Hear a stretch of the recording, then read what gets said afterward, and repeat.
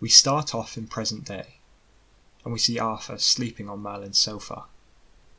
However, we then hear shuffling, rustling, footsteps. Frowning, Arthur then opens one eye. He sees Merlin wearing his coat. He slings his satchel over his shoulder and then makes his way over to the sofa. He is surprised to find Arthur already awake.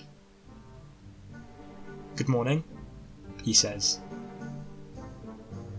"Morning, you say," Arthur says, heeding the darkness of the room. "Give or take a few hours. I was thinking we should head back to the castle." "The castle? Why?" "I have to clean it." "Why does that have to be done now?" I need to. Can't it at least wait till morning?" "No. We have to go now." "Now?" "Yes, now." He then passes Arthur a coat. "Here, you'll need this." "Very well, if it means that much to you." Merlin and Arthur then leave the apartment and get into a cab on the side of the road. They sit in the back, and on their way to the castle, Merlin gazes anxiously out the window, as though searching for something. He's rather twitchy and nervous, though Arthur does not say anything. He watches him with a concerned frown. A few minutes later, we see them trekking through the forest with the moon as the only source of illumination. The sounds of crickets and owls fill the night, adding to the eerie mood that hangs in the air. Merlin's strides are rapid and determined. "Merlin?" "What's wrong?" "Nothing's wrong. I just really want to clean." Arthur's frown deepens as Merlin quickens his pace even more. His behaviour is quite off. They then enter the main square, however they both slow when they see what lies ahead. The 2 police cars and the lifeless bodies of 6 police officers and the 2 security guards. "They still haven't moved," Merlin says, frowning. "Honestly, my spell wasn't even that powerful." Approaching, Merlin then nudges one with his foot. "I don't think it's your spell that's caused this, Merlin." Merlin looks to see Arthur crouched beside one of the police officers, lifting his hand from a wound on the officer's chest to see that it is glistening with blood. "They're all dead." Merlin then bends over one of the officer's bodies, examining his wound through the hole in the man's shirt. "They've been shot." Noticing the gun in one of the officer's hands, Merlin pries it away. "Shot?" Merlin then raises the gun to show Arthur. "This is what caused the wounds on their chest. It's a gun, modern weapon. Someone must have come here, shot them all, and then planted the gun to avoid getting caught. But why?" Arthur then examines the body of Officer Alistair, the one that Accolon used magic to choke to death. "This one bears no wounds." Merlin then joins Arthur beside the body. He searches it for wounds but can find none. Suddenly he pauses. "This one was killed by magic." "How can you tell?" "There are no signs of—" "I don't need signs," Merlin says, cutting him off. "I can sense it. Powerful dark magic took place here only a few hours ago." He then rises to his feet. "Someone knows you've returned. They came here to look for you. Someone wants you dead." "You don't know that, Merlin. Let's just summon the authorities and—" "What? No! They'll flag this as a crime scene, force us to leave, get trash everywhere, and then not clean it. Merlin, there are 8 men lying dead. We have to tell someone." A distorted crackling sound, electric, can then be heard. Merlin heads over to one of the cars and grabs the police radio from the dashboard. Arthur observes Merlin as he listens to the officer on the radio. "Officer Beckham?" Merlin presses a button on the police radio and speaks to it. 2 security guards and 6 officers have been murdered at Darlene Plunkett's old castle, the one beyond the hill. You might want to investigate it. Who is this? Who's speaking? Merlin then shuts off the radio and turns to Arthur. It won't be long before they show up. Just let me finish here first and then we can go. Finish what? Merlin then looks towards the castle. Tidying up. Your chambers are probably collecting dust by now. Arthur seizes Merlin's arm and begins to drag him from the main square. If what you said is true and someone is out to kill us, then I doubt it is wise to linger here. Merlin then looks at Arthur, and then suddenly agrees. You're right. We shouldn't be here. Let's go. Merlin grabs Arthur's arm and suddenly starts to drag him instead. There is definitely something a little off about him. We then head back to a flashback in Gaius' chambers. We see Merlin reaching for the empty dinner dishes before Gaius quickly swoops in. No, Merlin. This time I've got them. I know how tired you must be. Gaius sets the dishes aside. I haven't done anything. You underestimate yourself, Merlin. You've had your hands full teaching magic, and add to that you have a new apprentice. Merlin wears a secret smile at Gaius' praise.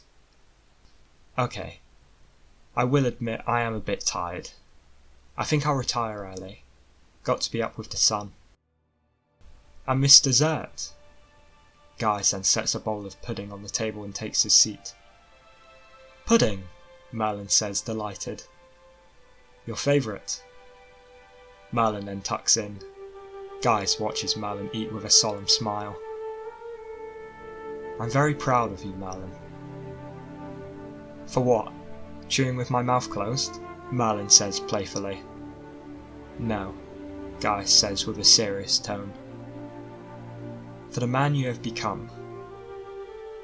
Caring for you over these years has been a privilege.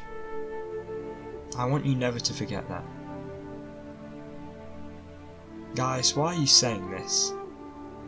Is something wrong? No, nothing. However, Gaius then coughs into his fist. All is well, Merlin. You should get some sleep. Gaius then walks away, stifling another cough. Merlin stays at the table, confused and a little worried. As we return to present day, we go to Crystalline Castle. We see Accolon lounging in a leather chair, holding a copy of Macbeth in his hands. Yet his eyes are trained on Elaine as she reprimands an irritated Mordred. You cannot simply kill several security guards and police officers and expect it not to be publicised. I didn't kill them, Mordred then responds. Accolon did. Besides, they knew of Arthur's return. What if they publicised that instead? You are not to leave this palace again without my permission, Mordred. Is that understood? Why not? Is that understood, Mordred? It is, my Lady Elaine. Elaine is then satisfied and she exits. Mordred then looks to Accolon, who quickly resumes reading as though he had not been watching them. Why does she never reprimand you? Because I am devilishly good looking, and she just can't bring herself to be upset with me. I don't blame her. Accolon then meets Mordred's eyes, and Mordred's stiffness gives way to a mild laugh. Pleased, Accolon then shares in Mordred's smile before returning his gaze to the book in his hands. Meanwhile, Arthur and Merlin are taking a cab back to Merlin's flat. As they sit, Merlin is massaging his head with a headache. He looks exhausted. Did you sleep last night? Arthur asks him. On and off. Merlin then lowers his hands and shakes his head like he's trying to give it some clarity. Arthur watches him. He wonders what's up with him. After a moment he speaks up, hoping to lure Merlin into a conversation. I noticed you've got a lute back at your flat. Do you play? It's called a guitar. And yeah, I play. Are you good? Merlin gives a modest shrug. Come on. You've proven to be an excellent painter. What other talents have you picked up? I don't know. I just dabbled in a few things. Music, art, literature, science, mathematics, astronomy. Not much that's worth the telling. Rubbish. Sounds like it's worth a lot of telling. Come on. You must have seen things. Met people. Met girls. Merlin smirks. Come on. You've been around this long. I refuse to believe there weren't dozens of women who caught your eye. I didn't say no one ever did. So?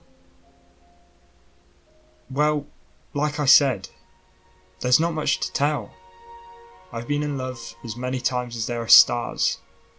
But there could never be anything permanent, because women aren't permanent. Whereas I am. Arthur's playful smile fades. But that's alright, Merlin says, trying to be positive. Some things just aren't meant to be. Arthur gives a quiet nod and casts his stare out the window. We then go back to another flashback, and Merlin sits on the bench in the armoury, shining a pair of Arthur's boots. He tugs at the collar of his fancy ceremonial robes, and begins to mutter to himself. These confounded robes. How can Gwen and Leon expect me to go about my duties dressed like this? He then looks up. I know what you're saying, Arthur. I could just use magic to get my chores done. But that's true. Someone cuts him off, mocking him. Why not just chant some spell, and then all your troubles would be over? Merlin looks up to see Sir Malloy entering the armoury back from training, unfastening one of his belts. Instead, you go about slaving away to a dead man, whilst your powers waste. They are not wasted, Sir Malloy. Ah, how remiss of me! I forgot that the king will be returning. Don't worry, the king will pardon your lapse in memory. Your lapse in intellect, however, may not be so easily overlooked. Oh, well, proper friend you were for deceiving him all those years. Was that your plan all along? Come to Camelot, save the prince's life and befriend him, all the while planting doubt in his mind about the ban of magic? Sir Malloy then comes and towers over Merlin, who tries not to react. I heard that Sir Mordred, he was a sorcerer too. Was he in league with you? Did you two plot to kill the king together, as a means of restoring magic to the kingdom? Merlin heaves a deep, silent breath, resisting the urge to set Sir Malloy on fire. Watch your tongue, Merlin says through clenched teeth. Sir Malloy then bends down and whispers in Merlin's ear. You're a liar. And a murderer. And I'll be hanged if you don't end up on that pyre where you and all your filthy kind belong. Setting aside the boots and cloth, Merlin then rises up to his full height, now level with Sir Malloy. Sir Malloy tenses up, readying himself to shield a blow, but it's unnecessary. Merlin doesn't so much as clench his fists. He just challenges Sir Malloy with a stare of skillfully restrained rage. Sir Malloy's eyes are drawn over Merlin's shoulder, suddenly widening in awe. King Arthur! Your Majesty! Forgetting all else, Merlin then whips around, face bright with hope. His excited eyes scan the room desperately for Arthur. But he's not there, and Merlin's heart plummets. Sir Malloy breaks into a throaty laugh. Have you forgotten, Merlin? Arthur's dead and rotting. Merlin's eyes still search the room. He's devastated by this cruel joke. Ah, don't worry. The king will pardon your lapse in memory. Your lapse in sanity, however, may not be so easily overlooked. Madman. Sir Malloy slogs off, leaving a flushed and flustered warlock behind. Merlin sits back down on the bench and goes at Shining Martha's boots. I'm not mad, he says to himself.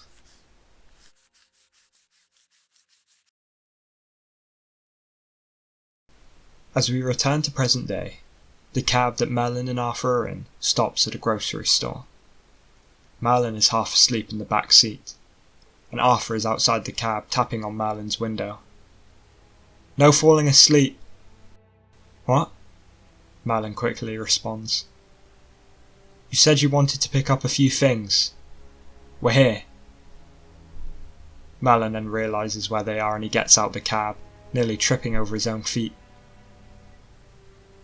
Are you sure you're feeling up to this?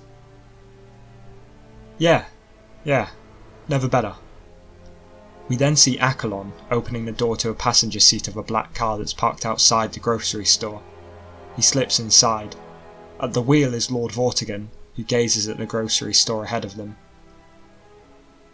What did I miss? They decided to stock up, Lord Vortigern says, looking at Arthur and Merlin. They should be out soon enough. Ah, the mighty King Arthur's first time in a grocery store. Lord Vortigern then smirks in response. If the legends of King Arthur have taught us anything, it is that life is unpredictable, he says.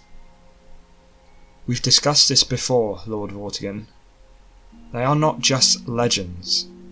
For centuries, many have tried to grasp the real significance of the legends of King Arthur, but they have failed, because these stories did not all take place in history. Many of them are not really legends, but prophecies. They are stories of the future, not the past. Yet that isn't the case for all of them. Some of the legends truly are historical accounts. Surely you mean to say that these weren't prophecies as well? Well, history has a funny way of repeating itself, and not always in the way we would expect. We then head back to Merlin and Arthur. Arthur follows Merlin down an aisle. Their cart is nearly full, so Arthur glances about at the strange new sights. He attempts to look unfazed, but all of a sudden Merlin's head jerks around as though he had heard something. This draws Arthur's attention to him. Yet after a few seconds Merlin relaxes. You don't entirely seem yourself, Arthur says.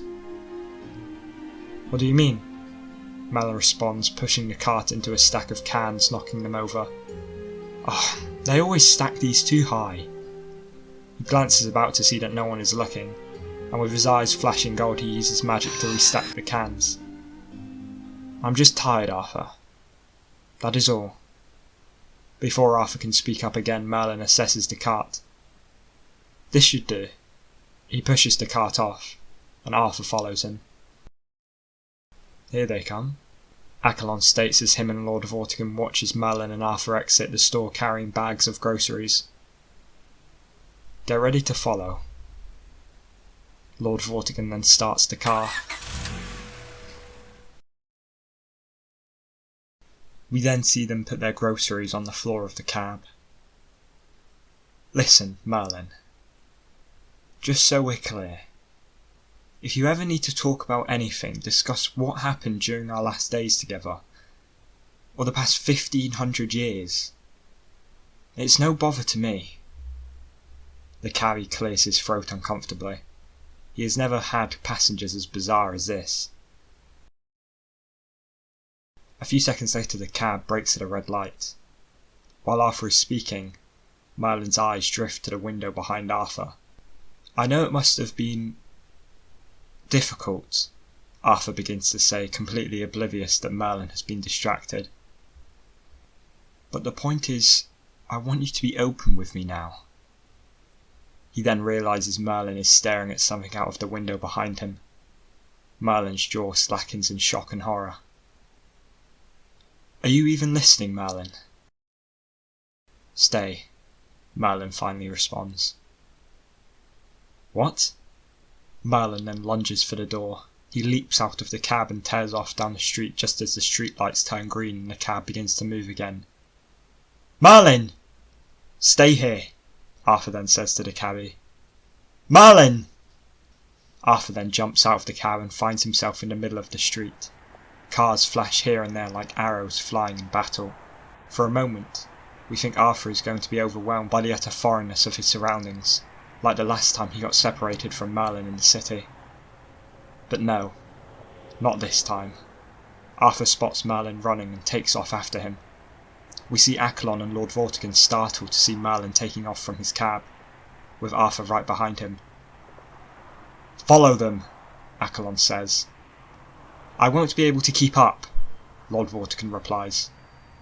While the cars around Lord Vortigern's black car begin to move, Accolon swings open the door and steps into the busy street. As civilians shout in protest, Accolon then races after Arthur and Merlin. Merlin suddenly skids to a halt, head craning to see past a mass of civilians. There is a man up ahead, barely visible through the crowd, but Merlin singles him out. Mordred. Merlin's hands clench into fists at his sides.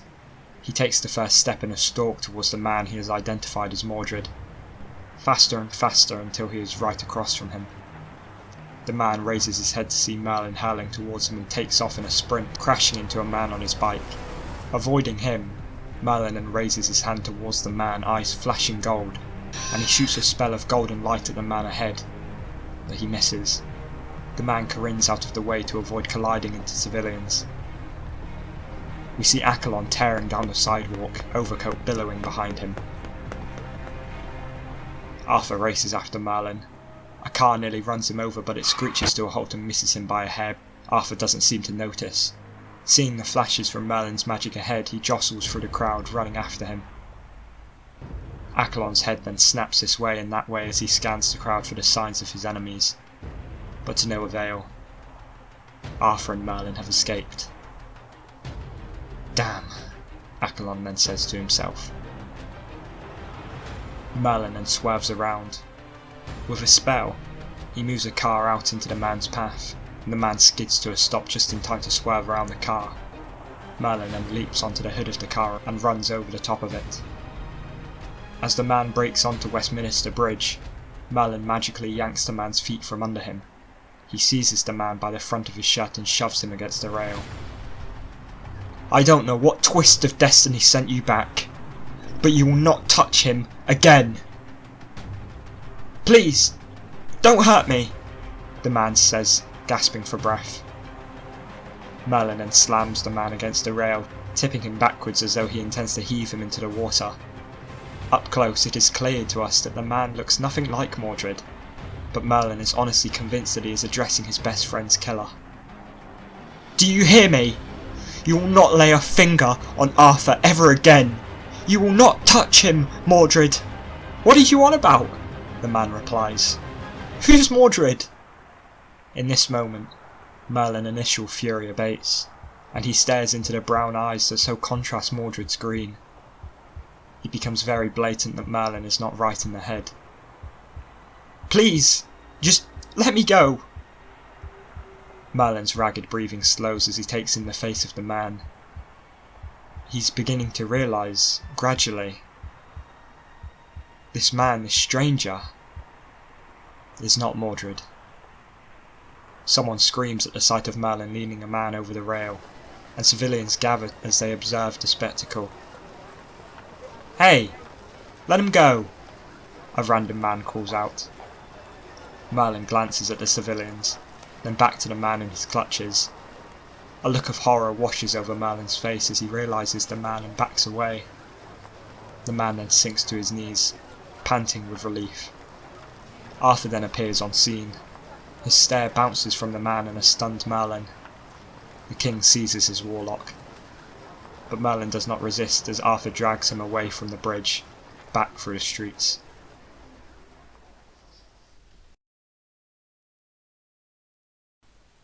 Arthur then releases Merlin with a shove. What the hell is wrong with you, Merlin? What were you thinking? I I didn't... What? You what, Merlin? I thought it was Mordred.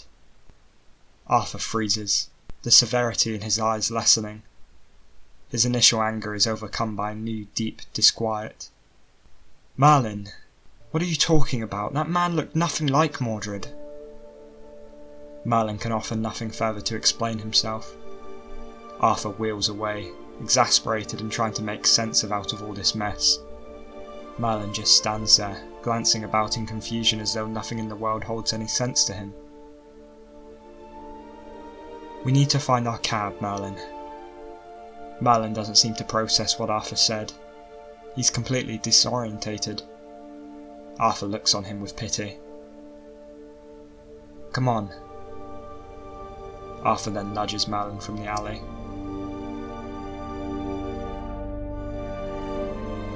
We then see Lord Vortigern, who runs up alongside Accolon. Where are they? Where have they gone? They escaped. Lady Elaine will not be pleased. Is she ever?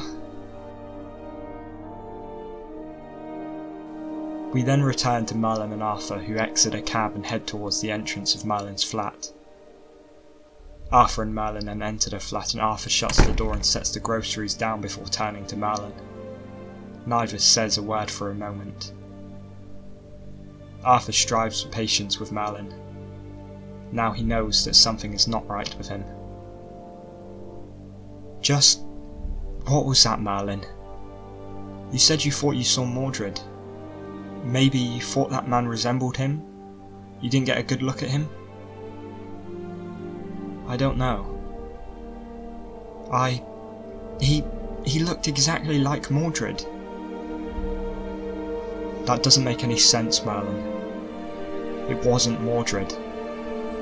I know. But that's who I saw. Then what? You're seeing things? You're going to have to help me understand here, Merlin, because right now, it just looks like you're going mad. I am not mad! Arthur stops at that, startled and stares. Clearly he struck a nerve. When Merlin realises he's lost his temper, he lowers his gaze. Both are unsure how to handle this. After a moment, Merlin lifts his satchel and moves to the door. What are you doing, Merlin? I need to clean the castle. We'll have to go. What? No! You're not going anywhere. You're in no condition to run off to Camelot right now. My condition is fine. I never got to clean it earlier. Merlin then unlocks and opens the door. I forbid you to leave. You can't do that. I am your king, Merlin. How many times must I remind you that I can forbid anything? Merlin, you're unwell. You're not being rational. I just need to clean the castle. Someone killed all those men in that main square. Someone knows about my return and is looking for us. But they didn't find us at the castle, so odds are they won't go back there. You know what? Fine. You clean the castle, Merlin. But I'm not coming with you. Merlin then looks between Arthur and the open door, torn. Don't do this. Merlin, why can't it wait? Because I just have to go, Merlin says, clearly building up in frustration. Why? Because it's my duty. And why is that so important, Merlin? I don't know! Merlin throws the door shut. He drops his satchel and braces his forehead, trying to compose himself. A long moment passes. What happened to you, Merlin? Merlin cannot explain it either. Arthur is too tired and frustrated to press the matter any further, and it's clear Merlin is too tired to form answers. It's getting late. You should go get some rest. I know you didn't sleep last night. After a moment, Merlin reluctantly retreats to his room. and Arthur listens as the door shuts behind him, and then turns away with a sigh. We then head back to another flashback, and we see Merlin's feet carry him down the hall at a brisk pace, quick enough to cast a light breeze. He hasn't looked this content since before Arthur's death.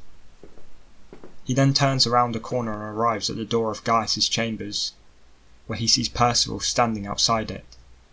Finding it odd, Merlin then comes to a stop. "Percival?" Merlin says. "Can I help you?" "We've been trying to reach you, Merlin. No one knew where you were." "Well, my responsibilities of court magician have been keeping me on my toes. I was with my new apprentice. Is something wrong?" "Merlin, Gaius is unwell."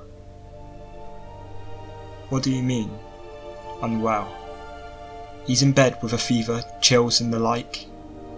When it started, no one can be certain, but we have reason to believe Gaius has been ill for some time." "What do you mean?" Merlin says, churning with fear. "How sick is he?" Merlin then wheels away from him. This can't be happening, not Gaius too. Gaius never got sick. He helped the sick. He made them better. How could he fall prey to which he had spent his entire life combating? Merlin steadies himself against the wall. "You better go in, Merlin. We don't know how much longer he has." Merlin braces himself. He draws up his full height and nods to Percival. He then prods open the door and enters. As Merlin walks into the room, he sees Leon standing aside in solemn observation. He also sees Gwen sitting in a chair next to Gaius's bed. When she looks back and sees Merlin enter with Percival at his back, she meets him with a heartbroken, pitying gaze. She then rises, giving his shoulder a squeeze, and joins Leon and Percival. Merlin now has a clear view of Gaius, who lays blanketed with a damp cloth over his forehead. Hearing Merlin's steps, Gaius turns his head and smiles with effort. "Merlin," he says. Merlin discards the chair and kneels at the side of the bed. "I'm here, Gaius. They told me you were sick. What's wrong?" "Nothing is wrong. This is natural for a man of my age." "No. You just hold on. I can still save you." Merlin collects himself and lays his hands on Gaius's brow. His eyes closing, he intends to incant a spell. "No, Merlin," Gaius says as he takes one of Merlin's hands to stop him. "Do not waste what little time I have left. Just listen to me." Merlin frantically shakes his head. He's had to say too many goodbyes. He's not ready for this. His throat is constricted. He feels like he's drowning. "I want you to know, Merlin, that the years I spent with you were the best of my life. You have been the greatest blessing I've ever known. You can't die. I have so much left to learn from you. I don't believe you ever noticed the time when you stopped learning from me, and I started learning from you. But my magic, my nightmares, I can't control them without you. Look at me, Merlin. You have more fight in you than you could possibly imagine. But what will I do without you? You will make me proud, as you always have done." Tears escape Merlin's eyes. This can't be happening. It simply can't. Gaius is all he has left. "I don't think I can do it, Gaius. I don't think I can live without you. You'll be alright. First, focus on breathing. The living comes after. I can't breathe, Merlin. Gaius' grip on Merlin's hand is gone. A final exhale escapes his lips. His soul has passed on. Gaius? Percival, Leon and Gwen bow their heads in reverent silence. Tears are in Gwen's eyes. Gaius! No! No! Merlin fights to restrain his tears, but they come anyway. He cries over Gaius' lifeless body, shoulders jerking with every sob. Bring word to the court, Leon says to Percival, that Gaius is dead. There is a decisive beat at those words, as if that somehow seals it.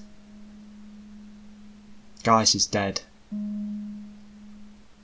To say that Gaius is dead is like saying that the North Star has been lost. Gaius is the pillar of the earth, the one that never moves. To say that Gaius is dead is to accept that the world has ended. The world has ended. Little by little Merlin lifts his head, eyes blazing. A deep scream of rage and anguish tears out of him. Caused by his overwhelming emotion, a flash of magic lightning strikes the window, shattering it. Gwen gasps, shielding her face from the flying glass. Leon and Percival rush forward to grab Merlin, but Merlin whirls around and strides past them before they can stop him. Once in the hall, Merlin breaks into a run. He careens around corners and down the stairs to the main square, and he mounts a knight's horse and kicks off at full gallop. He rides like mad through the forest. Before the horse has entirely broken through the trees, Merlin drops onto his feet, running the rest of the way. He dodges trees and hurdles over fallen logs until he stumbles upon the shoreline of the Lake of Avalon. "Arthur!" he shouts, distraught. "The world has ended! You can come back now!" "Arthur!" Merlin runs into the water until it's up to his knees. "You were supposed to come back when Albion needed you most! It needs you now! Where are you?" Merlin catches his breath, pauses to give Arthur a chance to show himself. "What must I do? Tell me, I'll do anything! Just tell me what to do!"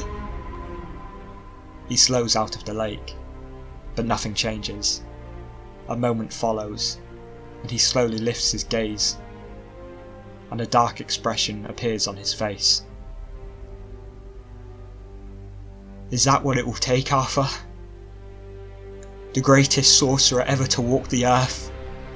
Will I have to prove that by unleashing my power upon the world, if I make Albion need you most, will that finally be enough to bring you back? Is that what it will take?" Merlin stops, realising what he said, and shakes himself, startled at his own thoughts. He starts backing out of the water. "What is happening to me?" he whispers to himself. Merlin glances all around. The horse he stole is nowhere in sight. His knees buckle beneath him, all strength utterly wrung from him. "Arthur, you have to come back now. Gwaine is dead, my mother is dead, Gaius, Kilgara, they're all dead. You come back now, or please, take me with you." He waits for an answer, but he never gets one. Arthur does not return.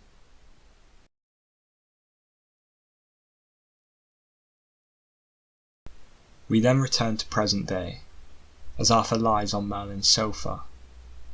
Suddenly we hear a loud thud coming from Merlin's bedroom, and Arthur rolls his head to the side. Merlin? When he receives no response, Arthur kicks off his blanket and gets up, going down the hall. He prods Merlin's bedroom door open. Lying sprawled on the floor is Merlin, eyelids fluttering open and closed over his eyes, which are beginning to cross. Merlin? Arthur rushes across the floor and crouches over him. Merlin is unresponsive as Arthur takes him by the shoulders and turns him off of his stomach. His skin is clammy, and beneath his eyes are dark circles. Merlin! Arthur begins to pat Merlin's face, but Merlin strains to open his eyes and lift his head. Arthur? He responds. Merlin, what happened? I fell over. Why? What were you doing? I was trying not to fall asleep. What on earth for? Merlin does not answer. Arthur is at a loss. After a moment he lifts Merlin, throws back his covers and sets him in the bed, pulling the blankets over him. He then grabs a chair and moves it beside the bed, taking a seat. No, Merlin starts to mumble. I can't fall asleep. It's not safe for you. What was that? Merlin doesn't speak again, too exhausted to manage anything else. Arthur is drained by all of this, but if keeping watch tonight is what it will take to get to the bottom of things, then that's what he'll do. As Arthur sits there, he notices the state of the room. The candle on the bedside table is lit. There is a full glass of water on the bedside table and an empty coffee mug on the windowsill.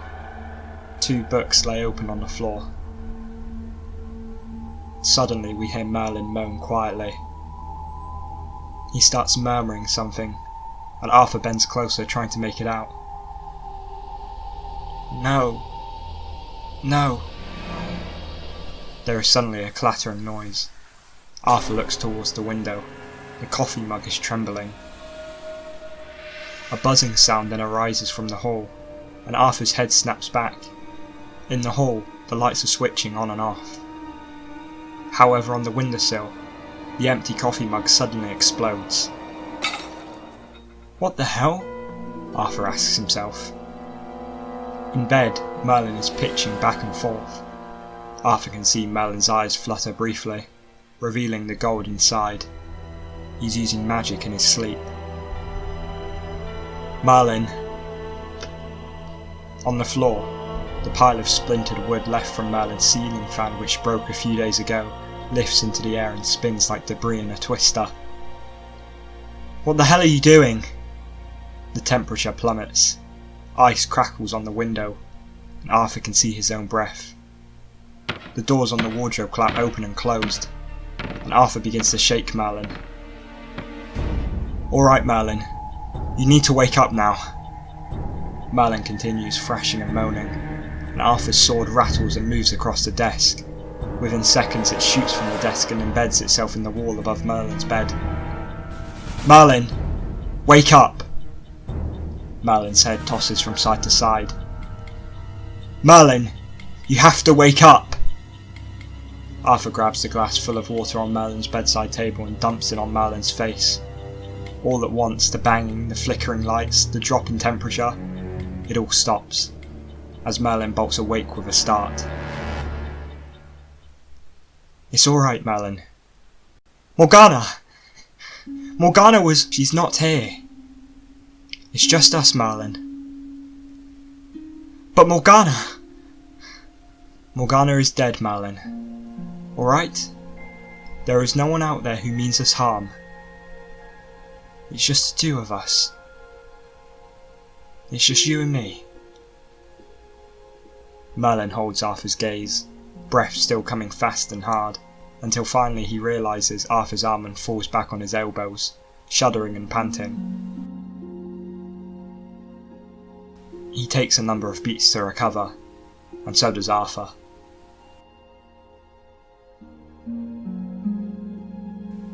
After some time passes, Merlin recovers, and the bedside lamp is turned on. So, Arthur says as he yanks Excalibur out of the wall. Nightmares. Does that happen every time you fall asleep? Pretty much. And when you do, your magic, it goes berserk. Is that why you were trying to stay awake? To avoid hurting me? Merlin nods. Why didn't you just tell me? I didn't want you to worry. I didn't want me to... Merlin! What do you do? Just not sleep?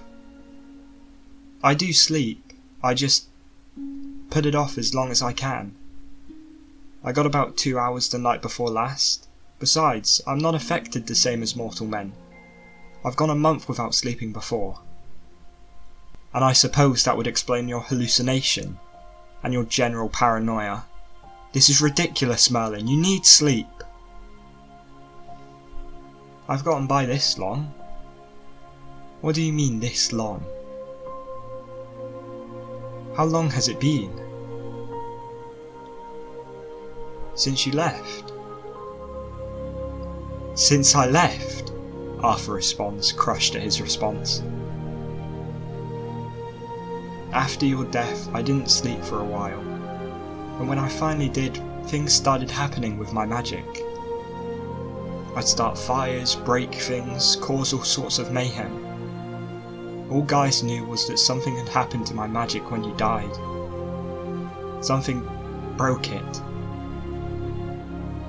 Arthur takes this in. We can feel his guilt churning. It was his death that caused this. Now we know why he imagined that man was Mordred. Such a lack of sleep would unhinge him. Well, this changes now, Arthur says. If you need sleep, you will sleep. I'll keep watch. Arthur, no, it's not safe for you to be here when it happens. I've hurt people before, I won't be responsible for hurting you. Arthur fumbles around with the bedside lamp for a moment before figuring out how to flick it off. You didn't have any nightmares when we fell asleep in the castle the other night? Merlin then turns the lamp back on. That's only once in a blue moon. I can't even recall the last time I slept so peacefully. Well, tonight you're going to do it again. Arthur, please. You need to go. I'm not going anywhere. Why not? Because I don't want you to feel that you are alone, Merlin. Merlin then remembers saying those exact words to Arthur when his father died. He can't argue with Arthur's loyalty. Arthur then flips the bedside lamp off again, and after a moment Merlin lies down, hoping that this time will be different.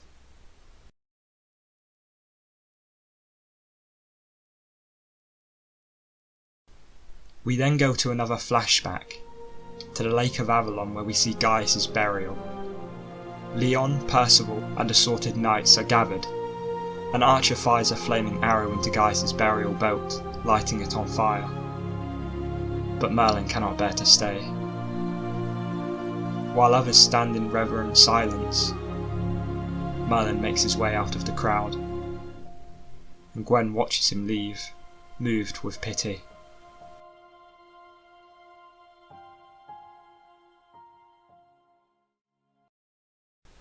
As we stay in the past, we then see Merlin scrubbing the floors of Arthur's royal chambers. That's not likely to make any difference. Merlin's head then snaps up. It's George, a character who we've seen before, stares down at him with beady eyes and an upturned nose. These floors have been clean as a saint since my first day as the king's manservant. George, Merlin then mutters. George then meets him at the centre of the room, looming over him. You missed a spot? What spot? I thought you kept these floors immaculate. George scrunches his nose in offence at Merlin's sarcasm. You're Leon's manservant, Merlin then says. Don't you have chores to do, or brass to polish? Already finished? I make sure to keep on top of my duties at all times. King Arthur himself referred to me as the most efficient servant he had ever seen. He told me you spend all your time slacking at the tavern. At least I didn't spend it licking his boots. At least my master still has boots. Enraged at another callous reference to Arthur's death, Merlin drops his brush and whirls around. He fires a powerful blast of magic at George, surging him against a wall, and George slides down to the floor, eyes closed. Merlin stands tall with clenched fists, breathing heavily before he realises what he's just done. "George?" No response. Merlin dashes across the floor and crouches beside him. "George." "You're deranged," George finally responds, but there's blood on his head. "George, you're bleeding. Let me help." "Get back! You're insane!" Servants then rush in from the hall in time to hear George's accusations. Some of them stare at Merlin. "He tried to kill me!" George shouts. "He's mad!" Merlin then rushes down a hallway before spinning round the corner. He presses his back up against the wall and pants, horrified at what he's done. Perhaps everyone is right. Perhaps he is going mad. As we return to present day, Arthur sits beside Merlin's bed while he sleeps. The nightmare has already started, and Merlin is tossing and turning in bed. The lights in the flat buzz and flicker as before. "It's all right, Merlin. You're safe here. We have to make it to the lake." "What?" Merlin continues his incoherent mumbling. Arthur leans in, trying to make out what Merlin is saying. "I'm not going to lose you," Merlin continues to murmur.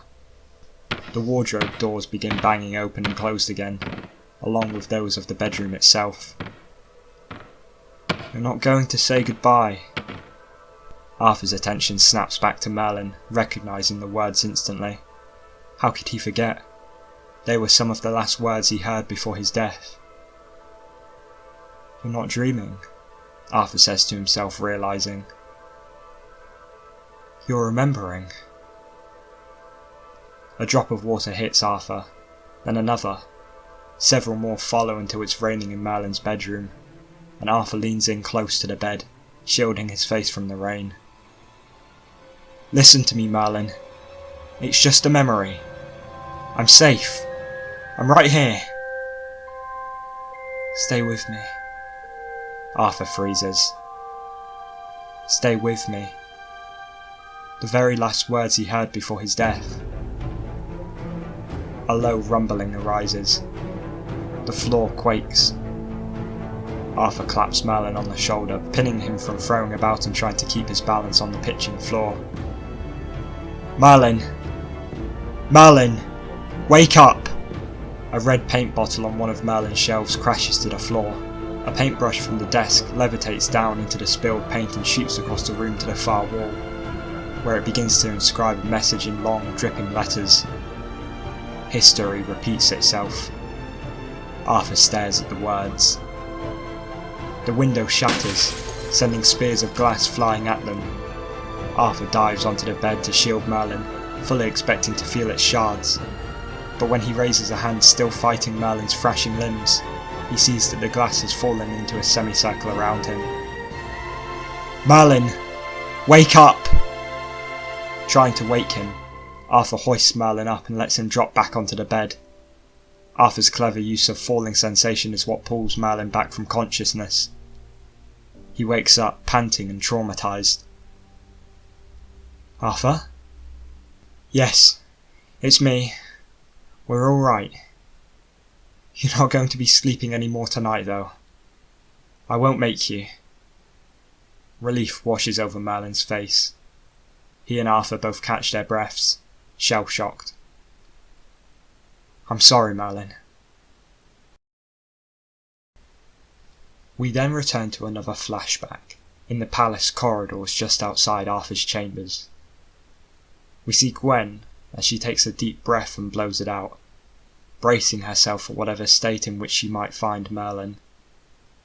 After a moment she presses the doors inward and enters Arthur's chambers. She sees Merlin standing at a window, gazing out. "You needn't explain anything to me, Merlin. I heard what happened. Are you alright? How's George?" "A bit shaken up, but he'll live." She then joins him beside the window. "I worry about you. You know that you can always come to me with anything, right? No matter what happens, I will always be here for you." "Thank you." All of a sudden Leon then enters. He stops when he sees them. "Merlin, we've had the night searching for you." "Merlin just needed some space for a while," Gwen says to Leon. She then gives Merlin an affectionate pat and joins Leon at the centre of the room. "Of course," Leon responds. He then turns to Gwen. "Perhaps now is not the time to discuss matters." Gwen then gives Leon a look. He wasn't supposed to say that.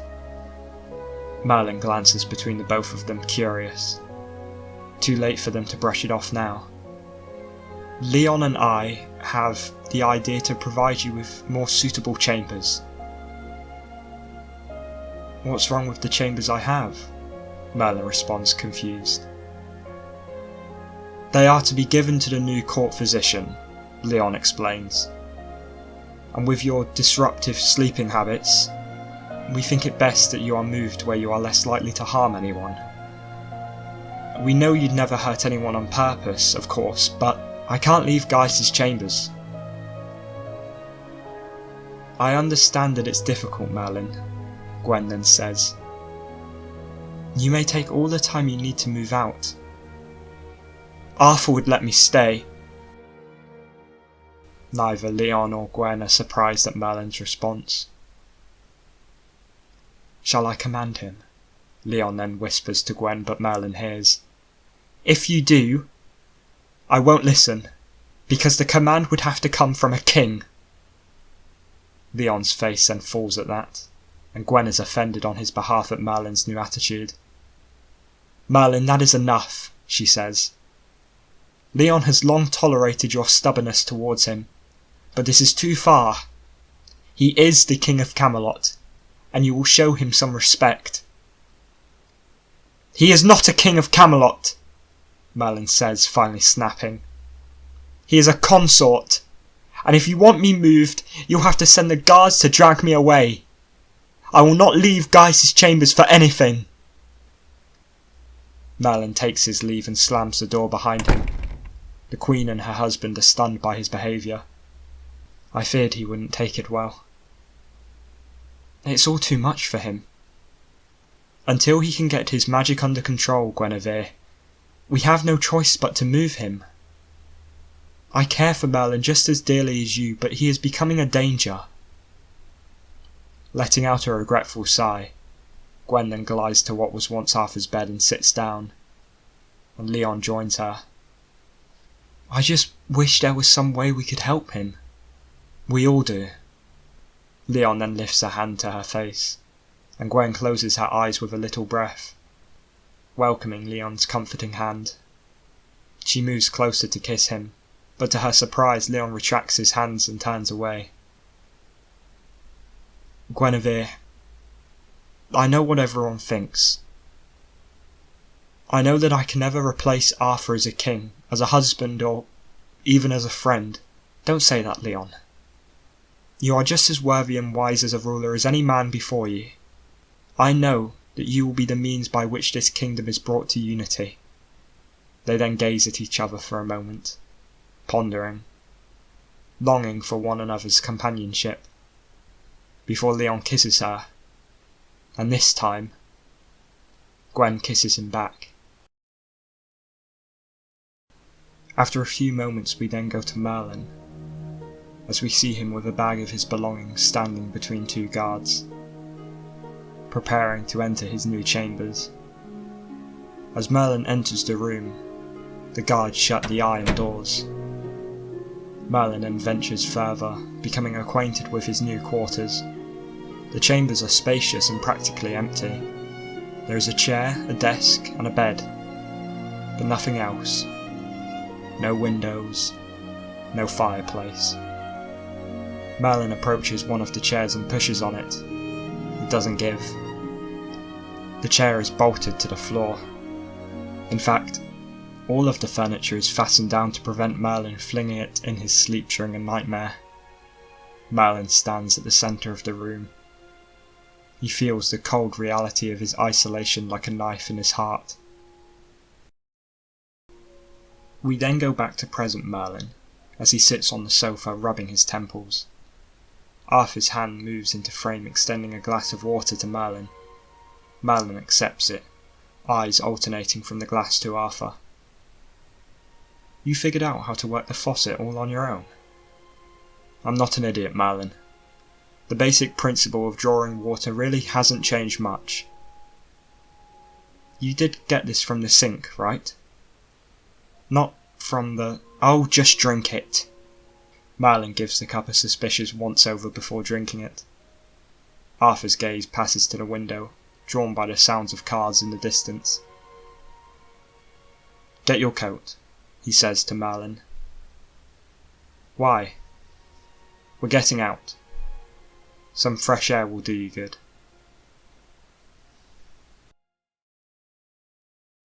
Merlin and Arthur then stroll down the sidewalk. Civilians walk by them now and then. Cars pass. The city is ablaze in electric light, far too bright to be so late at night. As they pass from under the shadow of a balcony, Arthur takes in the 1500-year-old man who walks beside him. So young in appearance but so wise in stature. A little crazy, a lot broken, but his friend. Merlin, I never finished what I was saying to you earlier in the cab. I don't want you hiding anything from me anymore. Your nightmares are a perfect example. You need to be open about such things. I don't want you to blame yourself. Right. But listen. I know it hasn't always been this way, but you can be honest with me now. There's no threat of execution from me. I don't even have an executioner anymore. Merlin chuckles. You're the only friend I've got left, Merlin. I want you to know that. After everything that's happened, if you need to scream or cry, or hit something, or just sit down for a minute and breathe, then you need to tell me. Alright? I might call you a girl if you do the crying bit. Another small laugh comes from Merlin. But I still want to know. You don't know what you're getting yourself into. So, why don't you tell me? Undoubtedly we have some catching up to do.